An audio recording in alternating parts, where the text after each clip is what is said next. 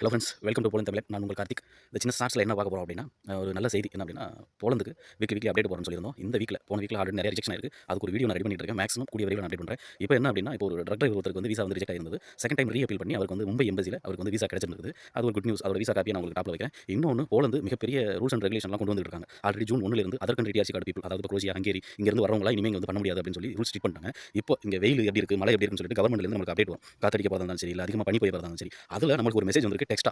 என்ன அப்படின்னா, லித்துனியா பார்டர்லையும் Germany பார்டர்லையும் border police இனிமேல் கண்ட்ரோல் பண்ண போறதா ஒரு நியூஸ் வந்திருக்கு. இது வந்து நம்ம சீரியஸா தான் பார்க்கணும். ஏன்னா அந்த லீகல் இஷ்யூல மிகப்பெரிய ப்ராப்ளங்கள ஃபேஸ் பண்ணிட்டு இருக்கு போலந்துல. அந்த அசைலம் கொடுக்கறதா இருக்கட்டும், இல்ல வேற கண்ட்ரி ஆட்கள் இங்க வந்து மைக்ரேட் ஆகுறதுக்கும், லோக்கல் பீப்பிள், சிட்டிசன் பீப்பிள் வந்து அதுக்கு வந்து எதிரா இருக்காங்க.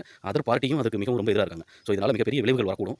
உள்ளுக்குள்ள செங்கன் டு செங்கனுக்கே பார்டர் கண்ட்ரோல் வைக்கிற அளவுக்கு வந்திருக்கு அப்படின்னா, இனி நம்ம ஊர்ல இருந்து இங்க வரவங்களுக்கு விசா கண்ட்ரோல்ல எந்த அளவுக்கு இருக்கும் அப்படின்னு பார்த்துக்கோங்க. ரொம்ப கேர்ஃபுல்லா இருந்துக்கோங்க. அந்த மாதிரி ஆல்ரெடி கல்ஃப் கண்ட்ரீஸ்ல இருக்கிறவங்களுக்கு என்ன எம்பசி அப்பாயின்ட்மென்ட்க்கான மெயில் எந்த ஒரு அப்டேட்டுமே இல்லாம அப்படியே ஸ்டாப் ஆகிருக்குது.